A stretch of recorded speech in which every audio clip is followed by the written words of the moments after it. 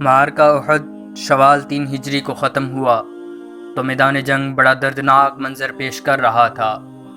آپ صلی اللہ علیہ وسلم کے 70 جانثاروں کی لاشیں بکھری پڑی تھیں۔ مشرکین مکہ نے جوش انتقام میں ان کی بڑی بری طرح بے حرمتی کی تھی۔ آپ صلی اللہ علیہ وسلم اگرچہ خود بھی اس غزوہ میں شدید زخمی تھے، مگر انہیں خود سے زیادہ جانثار ساتھیوں کی جدائی کا سخت صدمہ تھا۔ لڑائی کے بعد آپ صلی اللہ علیہ وسلم میدان جنگ کا جائزہ لینے نکلے تو قریش کی درندگی دیکھ کر آپ صلی اللہ علیہ وسلم کی آنکھوں سے آنسو جاری ہو گئے۔ ذرا آگے بڑھے تو ایک لاش کے قریب آ کر رک گئے۔ مشرکین نے اس لاش کے ساتھ جو سلوک کیا تھا وہ ناقابل بیان ہے۔ یہ لاش سید الشہداء حضرت حمزہ بن عبد المطلب رضی اللہ تعالی عنہ کی تھی۔ ان کے ناک، کان، ہونٹ کاٹ دیے گئے تھے، بلکہ پیٹ بھی جگہ جگہ سے چیرا ہوا تھا۔ آپ صلی اللہ علیہ وسلم نے جیسے ہی انہیں دیکھا دل بھر آیا اور فرمایا، آپ پر خدا کی رحمت ہو، کیونکہ جہاں تک مجھے معلوم ہے آپ قرابت داروں کا سب سے زیادہ خیال رکھتے تھے اور نیک کاموں میں آگے رہتے تھے۔ حضرت حمزہ رضی اللہ تعالی عنہ کے والد عبداللہ بن عبد المطلب کے ماں شریک بھائی تھے۔ اس کے علاوہ والدہ کی نسبت ان کی والدہ حضرت آمنہ کے چچا زاد تھیں۔ سے آپ حضور صلی اللہ علیہ وسلم کے خالہ زاد بھائی تھے، جبکہ ابو لہب کی لونڈی صوبیہ رضی اللہ تعالی عنہا نے حضرت حمزہ رضی اللہ تعالی عنہ اور سرکار دو عالم صلی اللہ علیہ وسلم کو دودھ پلایا تھا۔ اس اعتبار سے دونوں رضائی بھائی بھی تھے۔ آپ کی کنیت ابو عمارہ اور ابو العلا ہے۔ سید الشہداء، اسد اللہ، اسد الرسول مشہور القاب ہیں۔ آپ رضی اللہ تعالی عنہ کو بچپن ہی سے تیر اندازی اور پہلوانی سے لگاؤ تھا۔ آپ خاندانی جھگڑوں سے دور رہا کرتے تھے اور اپنا زیادہ تر وقت سیر و شکار میں گزارتے تھے۔ بعثت کے بعد رحمت عالم صلی اللہ علیہ وسلم کو دعوت توحید دیتے 6 سال کا عرصہ بیت چکا تھا، لیکن حضور صلی اللہ علیہ وسلم سے شدید محبت کے باوجود انہوں نے کبھی دعوت کی طرف توجہ نہیں کی۔ ایسا شاید ان کے مزاج یا سیر و شکار کے مشغلے کی وجہ سے تھا۔ پھر ایک دن ایک عجیب واقعہ پیش آیا جس نے ان کی سوچ بدل کر رکھ دی اور آپ دل و جان سے دین حق کے جانباز سپاہی بن گئے۔ نبوت کے 6 سال کا ذکر ہے۔ آپ صلی اللہ علیہ وسلم دار ارقم سے نکل کر صفا کی جانب جا رہے تھے کہ اتنے میں ابو جہل کا گزر ہوا۔ اس نے جیسے ہی حضور صلی اللہ علیہ وسلم کو دیکھا تو آگ بگولا ہو گیا۔ آپ صلی اللہ علیہ وسلم کو سخت گالیاں دیں، دین اسلام کے بارے میں نامناسب جملے کہے، آپ پر مٹی اور گوبر پھینکا۔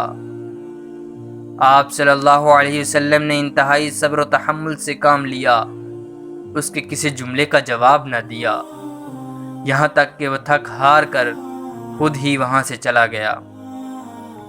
آپ بھی وہاں سے تشریف لے گئے۔ اتفاق سے بنو تمیم کے سردار کی لونڈی یہ سارا منظر اپنے گھر کی چھت سے دیکھ رہی تھی۔ اتنے میں حضرت حمزہ رضی اللہ تعالی عنہ شکار سے لوٹے۔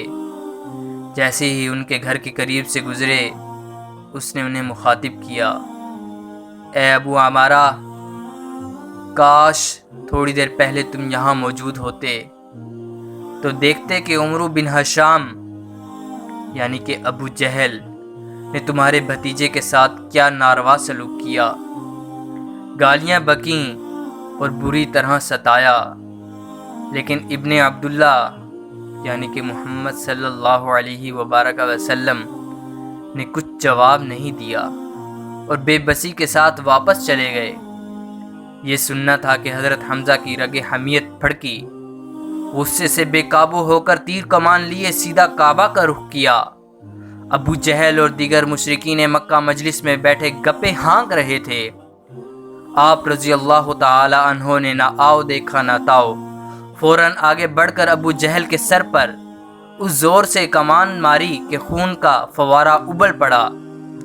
پھر کہا تو محمد صلی اللہ علیہ وسلم کو گالیاں دیتا ہے؟ میں بھی انہی کے دین پر ہوں، جو کچھ وہ کہتے ہیں میں بھی وہی کہتا ہوں، ہمت ہے تو ذرا مجھے گالیاں دیکھ کر دیکھ۔ ابو جہل کو اس طرح لہو لہان دیکھ کر قبیلہ مخزوم کے کچھ لوگ اس کی حمایت میں کھڑے ہو گئے اور حضرت حمزہ رضی اللہ تعالی عنہ پر حملہ کرنا چاہا، مگر ابو جہل نے انہیں یہ کہہ کر روک دیا، اسے چھوڑ دو، یہ اپنے بھتیجے کی وجہ سے ایسا کر رہا ہے۔ حضرت حمزہ ابو جہل کو زخمی کرنے کے بعد سرور کائنات کی خدمت میں گئے اور کہنے لگے، تمہیں خوش ہونا چاہیے کہ میں نے ابو جہل سے تمہارا بدلہ لے لیا۔ حضور صلی اللہ علیہ وسلم نے ارشاد فرمایا، چچا جان، میں ایسی باتوں سے خوش نہیں ہوتا، میری خوشی تو اس میں ہے کہ آپ غیر اللہ سے منقطع ہو کر دین حق کی پیروی کریں۔ آپ صلی اللہ علیہ وسلم کی اس بات سے حضرت حمزہ ذہنی الجھن میں گر گئے۔ رات بڑی بے چینی سے گزری، ایک طرف انہیں ابو جہل کے سامنے کیے گئے اقرار کو نبھانے کا خیال آتا تو دوسری طرف وہ بار بار یہ سوچتے جاتے کہ قریش کا سردار ہوتے ہوئے نیا دین کیسے قبول کر لیں۔ آخرکار صبح بارگاہ رسالت میں حاضر ہو کر اپنی اس پریشانی کا اظہار کیا تو آپ صلی اللہ علیہ وسلم نے واضح پیرائے میں اسلام کی حقانیت سمجھائی، اللہ کا خوف دلایا اور قبول حق کے بدلے میں جنت کی بشارت دی۔ آپ صلی اللہ علیہ وسلم کے ارشادات سن کر ان کے دل سے تمام وسوسے اور شکوک دور ہو گئے اور ایمان و یقین کے ساتھ روشنی چھا گئی۔ وہ پکار اٹھے، میں گواہی دیتا ہوں اللہ کے سوا کوئی معبود نہیں اور آپ اللہ کے رسول اور سچے ہیں، آپ اپنے دین کا کھل کر اظہار کیجئے۔ نبوت کے 7ویں برس مشرکین مکہ نے بنو ہاشم اور بنو عبد المطلب کو شعب ابی طالب میں محصور کیا تو حضرت حمزہ رضی اللہ تعالی عنہ بھی 3 سال آپ کے ساتھ محصوری کے مصائب جھیلتے رہے۔ نبوت کے 13ویں سال حضور اکرم صلی اللہ علیہ وسلم نے صحابہ کو مدینہ کی طرف ہجرت کی اجازت دی تو حضرت حمزہ بھی دیگر صحابہ کے ساتھ آپ صلی اللہ علیہ وسلم سے پہلے ہجرت کر چکے تھے۔ ابن سعد نے واقعی کے حوالے سے نقل کیا ہے کہ اسلام میں سب سے پہلے علم حضرت حمزہ کو عطا ہوا۔ رمضان 1 ہجری میں حضور صلی اللہ علیہ وسلم نے 30 سوار حضرت حمزہ کی امارت میں ساحلی علاقے کی طرف اس غرض سے روانہ کیے کہ وہ قریش کے اس قافلے کی مزاحمت کریں جو شام سے مکہ آ رہا تھا۔ قافلے میں 300 افراد شامل تھے جن میں ابو جہل بھی شامل تھا۔ فریقین آمنے سامنے تو ہوئے مگر مجد بن عمر الجنی نے لڑائی نہ ہونے دی۔ حضرت حمزہ رضی اللہ تعالیٰ عنہ بغیر خون خرابے کے مدینہ واپس آ گئے۔ روایات میں اس کا نام سوریہ حمزہ کا رکھا گیا۔ سفر 2 ہجری میں حضور صلی اللہ علیہ وسلم نے 60 صحابہ کرام کے ہمراہ غزوہ ابوا کی طرف بھیجا۔ آپ رضی اللہ تعالی عنہ کو فوجی دستے کا قائد اور علم بردار بنایا گیا، لیکن اسلامی لشکر کو ابوا پہنچنے سے پہلے قریشی قافلہ جا چکا تھا۔ تاہم بنو زمرہ سے ایک تحریری دوستانہ معاہدہ ضرور ہوا کہ وہ اس بات کے پابند ہوں گے کہ قریش اور مسلمانوں کی جنگ میں غیر جانبدار رہیں گے۔ رمضان 2 ہجری میں غزوہ بدر پیش آیا۔ حضرت حمزہ رضی اللہ تعالی عنہ اس میں بڑے جوش و خروش سے شریک ہوئے۔ عتبہ، شیبہ اور ولید تلواریں لہراتے ہوئے مسلمانوں کو مقابلے کی دعوت دینے لگے۔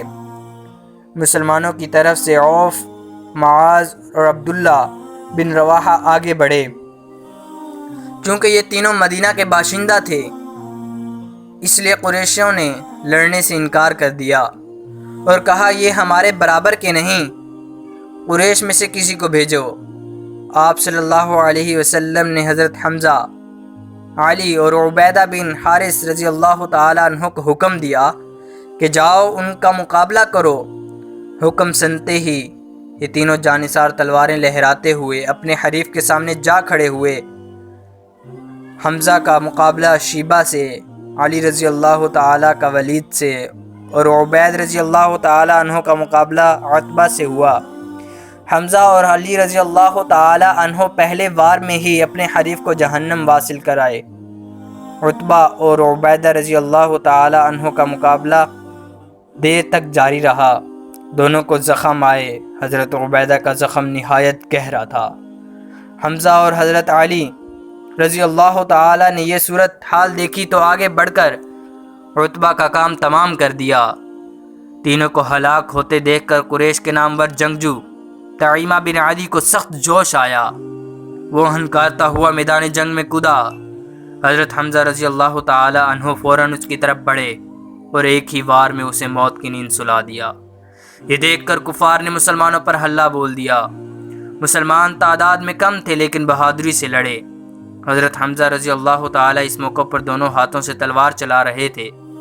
جدھر پلٹتے کفار کی صفیں الٹ دیتے۔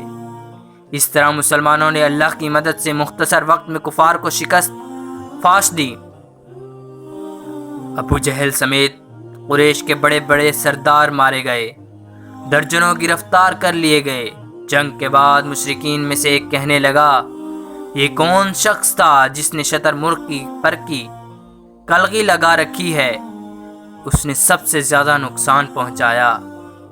اسے بتایا گیا یہ حضرت حمزہ بن عبد المطلب تھے۔